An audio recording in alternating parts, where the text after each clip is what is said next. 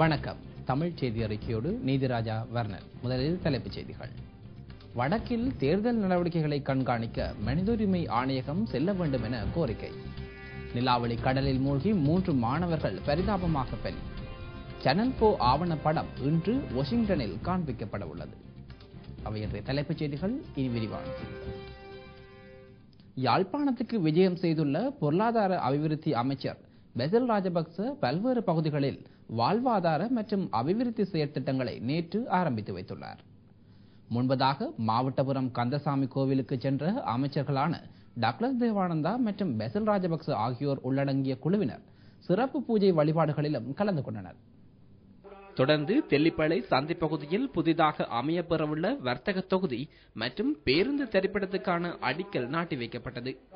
பின் செல்வாபுரம் பகுதியில் உள்ள தந்தை செல்வநாயகம் வீதியும் மக்கள் பாவனைக்காக நேற்று திறந்து வைக்கப்பட்டுள்ளது. இதேபோன்று தெல்லிப்படை, சண்டிலிப்பாய், சங்கானை பிரதேச செயலர் பிரிவுகளில் மக்களுக்கான பல்வேறு அபிவிருத்தி செயற்திட்டங்களை ஆரம்பித்து வைத்ததுடன் வாழ்வாதார உதவிப் பொருட்களும் வழங்கி வைக்கப்பட்டுள்ளன. இதில் வீதிகள் திறப்பு, வீதிகளின் மேல் நிர்மாண பணிகள் தொடக்கம், பொது மண்டபம் திறத்தல், மாணவர்களுக்கான கற்றல் உபகரணங்கள் வழங்கப்பட்டதுடன் உவர்நீர் தடுப்பு அணை, பாடசாலைக்கான அடிக்கல் நாட்டும் நிகழ்வு என பல்வேறு நிகழ்வுகளும் இன்றைய தினம் முன்னெடுக்கப்பட்டுள்ளன. இந்நிகழ்வுகளில் அமைச்சர்களான டக்ளஸ் தேவானந்தா, பெசில் ராஜபக்ச, திஸ்ஸகரலியத்த, பவித்ரா வன்னியாராச்சி ஆகியோருடன் பிரதி அமைச்சர் ஹிஸ்புல்லா மற்றும் இபிடிபி பாராளுமன்ற உறுப்பினர் முருகேசு சந்திரகுமார் ஆகியோரும் கலந்து கொண்டனர்.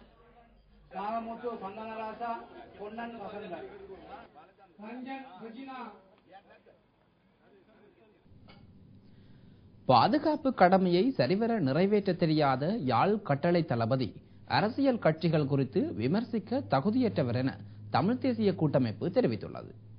அளவட்டியில் தம்மீது நடத்தப்பட்ட தாக்குதலுக்கு நடவடிக்கை எடுக்க தெரியாதவர், ராணுவத்தினரை கட்டுப்படுத்த தெரியாதவர் தம்மை விமர்சிக்க முடியாது என கூட்டமைப்பின் பாராளுமன்ற உறுப்பினர் எம்.ஏ. சுமந்திரன் தெரிவித்துள்ளார். அதென தமிழ் இணையதளத்துக்கு வழங்கிய விசேட தொலைபேசி சேவையின் போதே அவர் இவ்வாறு கூறினார். யாழ்ப்பாண கட்டளை தளபதி நேற்றைய தினம் தமிழ் தேசிய கூட்டமைப்பு அரசியல் லாபத்துக்காக யாழ்ப்பாணத்தில் இருக்கிற ராணுவத்துக்கு எதிராக குற்றம் சுமத்துவதாக சொல்லியிருக்கிறார். இது அரசியலிலே அவர் தேவையில்லாமல் தலையிடுகிற ஒரு காரியம். அவருக்கு ஒரு தொழில்நுட்பம் அதை அவர் செய்து கொண்டிருக்க அவருக்கு தெரிய வேண்டும். அளவட்டியிலே எங்களுக்கு எதிராக நடத்தப்பட்ட தாக்குதல் ராணுவத்தினர் செய்த தாக்குதல், அது ராணுவத்தினர் தான் செய்வதாக பாதுகாப்பு அமைச்சின் செயலாளரே தெளிவாக பத்திரிகைக்கு செய்தி கொடுத்திருக்கிறார்.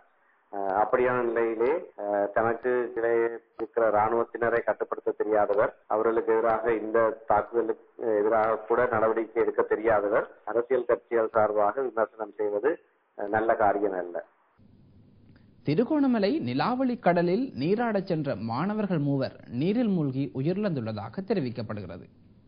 நுவரெலியா பிரதேச பாடசாலை ஒன்றின் மாணவர்களே இவ்வாறு நீரில் மூழ்கி உயிரிழந்துள்ளனர். இந்த சம்பவம் இன்று முற்பகல் 11 மணியளவில் இடம்பெற்றுள்ளது.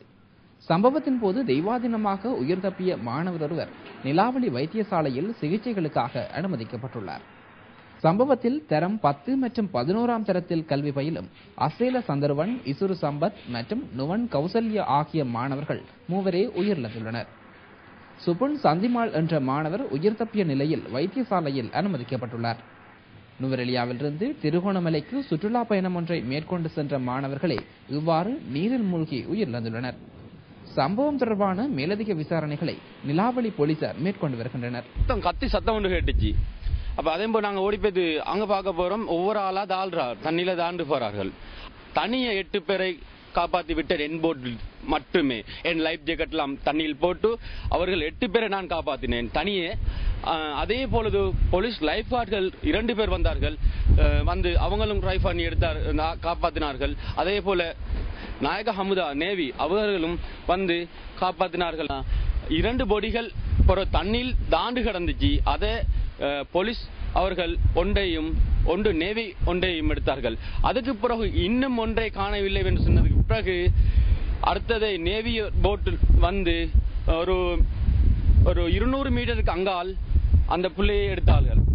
ஒரு முக்கால் மலத்துக்கு பிறகு சேனல் 4 தொலைக்காட்சி வெளியிட்ட இலங்கையின் கொலைக்களங்கள் ஆவண திரைப்படம் அமெரிக்காவின் வாஷிங்டன் டிசி பிரதேசத்தில் ஒளிபரப்பப்பட உள்ளது.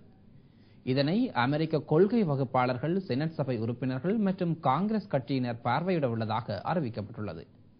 ஆவணப்படம் ஒளிபரப்பப்படுவதற்கு முன்னர் அது தொடர்பான விரிவுரைகளை அமெரிக்க காங்கிரஸ் உறுப்பினர் ஜிம் மக்கோவன், மனித உரிமைகள் அமைப்பின் உதவி தலைவர் ரொம் லம்டோஸ் ஆகியோர் வழங்க உள்ளனர். சேனல் 4 வெளியிட்ட ஆவண திரைப்படத்தை வெளிநாட்டு ஊடகங்கள் பலவும் ஒளிபரப்பி வருகின்றமை குறிப்பிடத்தக்கது.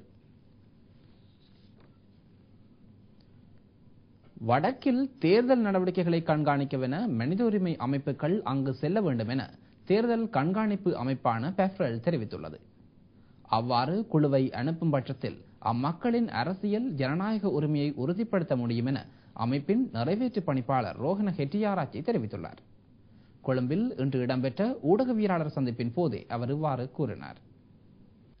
சட்டவிரோத பிரச்சார நடவடிக்கைகள் குறித்து தேர்தல் ஆணையாளர் எடுக்கும் நடவடிக்கைகள் திருப்திகரமானதாக இல்லை. 50க்கும் மேற்பட்டவர்களை போலீசார் கைது செய்துள்ளனர். ஆனால் சட்டவிரோத பிரச்சாரங்கள் தொடர்பில் அவர்களுடைய செயற்பாடுகளில் பிரச்சனையுள்ளது. சட்டவிரோத பிரச்சாரங்களை அகற்ற அவர்கள் முயற்சி எடுப்பதாக தெரியவில்லை. மற்றைய பிரச்சினைதான் அதிகாரிகளின் இடமாற்றம். கடந்த சில நாட்களில் போலீஸ் நிலைய பொறுப்பதிகாரிகள் உள்ளிட்ட பலர் இடமாற்றம் செய்யப்பட்டுள்ளனர். இதுகுறித்து தேர்தல் ஆணையாளரிடம் நாம் கோரிக்கையும் முன்வைத்தோம். இதுவரையில் 43 தேர்தல் வன்முறை சம்பவங்கள் பதிவாகியுள்ளன. நாங்கள் இன்று மனித உரிமைகள் ஆணையகத்தில் கோரிக்கை ஒன்றை முன்வைத்துள்ளோம்.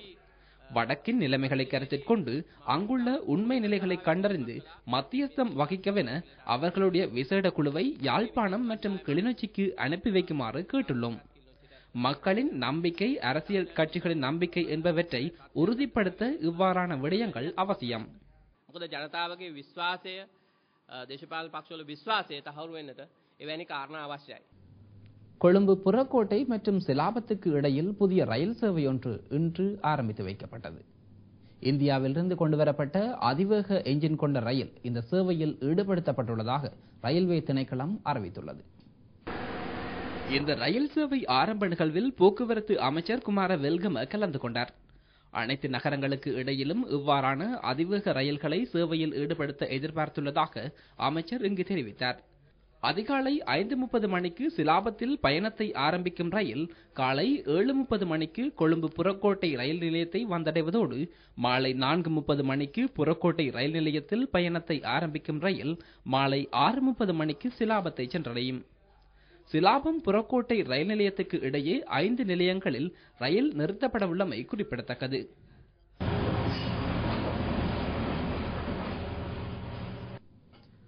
வரலாற்று சிறப்புமிக்க தெற்கு கதிர்காமம் ஆலயத்தின் இறுதி பெரகரா இன்று இடம்பெறவுள்ளது. இன்று இரவு 7:55 அளவில் ஏற்படும் சுப வேளையில் பெரகரா வீதி உலா வரவிருப்பதாக அறிவிக்கப்பட்டுள்ளது.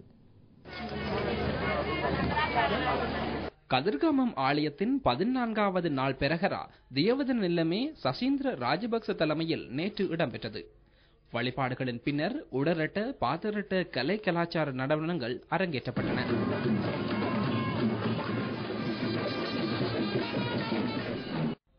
கடந்த 1ஆம் தேதியுடன் ஆரம்பமான கதிர்காமம் ஆலய வருடாந்த உற்சவத்தை காண லட்சக்கணக்கான பக்தர்கள் அங்கு கூடியுள்ளனர். நேற்றைய பெரகராவை காண சுமார் 3 லட்சத்துக்கும் அதிகமான பக்தர்கள் வந்திருந்ததாக தெரிவிக்கப்படுகிறது. நாளை காலை மாணிக்க கங்கையில் நீர்வெட்டு இடம்பெறவுள்ளதோடு கதிர்காமம் உற்சவம் நிறைவுக்கு வருகிறது. இம்முறை கதிர்காமம் உற்சவத்திற்கு உங்கள் FM திறன ஊடக அனுசரணை வழங்குகின்றமை குறிப்பிடத்தக்கது. அனுமதி பத்திரமின்றி மது விற்பனையில் ஈடுபட்ட 3 நுவரெலியா பிரதேசத்தில் கைது செய்யப்பட்டுள்ளனர். நேற்று மேற்கொள்ளப்பட்ட விசேட சுற்றிவளைப்பு நடவடிக்கையின் போதே இவர்கள் கைது செய்யப்பட்டுள்ளனர். நுவரெலியா, அக்கரப்பத்தனை மற்றும் டயகம ஆகிய பிரதேசங்களில் மேற்கொள்ளப்பட்ட சோதனை நடவடிக்கையின் போது இச்சந்தேக நபர்கள் 3 கைது செய்யப்பட்டுள்ளனர். கலால் வரி திணைக்களத்தின் விசேட விசாரணை பிரிவினர் இச்சுற்றிவளைப்பு நடவடிக்கையை மேற்கொண்டனர். இதன்போது 1 லட்சத்துக்கும் அதிகம் பெறுமதி வாய்ந்த 180 மது போத்தல்களை கலால் வரி திணைக்கள அதிகாரிகள் கைப்பற்றியுள்ளனர். கைது செய்யப்பட்டுள்ள சந்தேக நபர்களை ஹட்டன் நீதிமன்றத்தில் ஆஜர்படுத்த நடவடிக்கை எடுத்துள்ளதாக தெரிவிக்கப்பட்டுள்ளது. வவுனியா ஈரட் பெரியகுளம் பிரதேசத்தில் இடம்பெற்ற பஸ் விபத்தில் காயமடைந்து வைத்தியசாலையில் அனுமதிக்கப்பட்டவர்கள் தொடர்ந்தும் சிகிச்சை பெற்று வருகின்றனர். இந்த பஸ் விபத்து நேற்று நண்பகல் இடம்பெற்றமை குறிப்பிடத்தக்கது. கொழும்பிலிருந்து யாழ்ப்பாணம் நோக்கி சென்ற தனியார் பஸ் ஒன்று ஈரட்பெரியகுளம் பிரதேசத்தில் நேற்று நண்பகல் வீதியை விட்டு விலகி விபத்துக்குள்ளானதில் 16 பேர் காயமடைந்தனர். காயமடைந்தவர்கள் அனைவரும் வவுனியா மாவட்ட அரசினர் வைத்தியசாலையில் அனுமதிக்கப்பட்டுள்ளனர். காயமடைந்தவர்கள் அனைவரும் யாழ் மாவட்டத்தைச் சேர்ந்தவர்கள் என தெரிவிக்கப்படுகிறது. இவ்விபத்து சம்பவம் தொடர்பாக வவுனியா போலீசார் விசாரணைகளை மேற்கொண்டு வருகின்றனர்.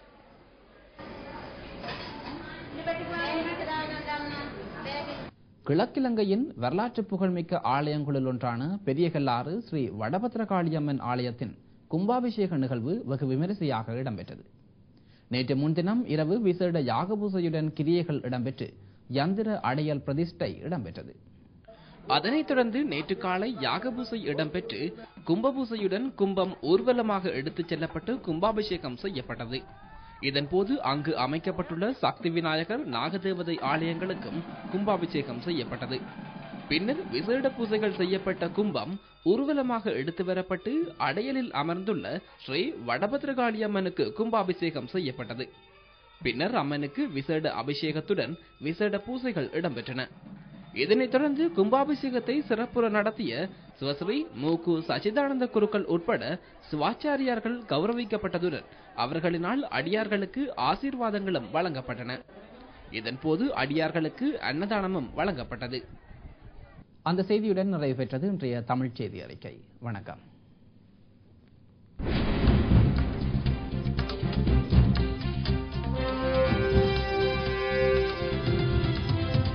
This is Aga Derana, Sri Lanka's prime time news bulletin.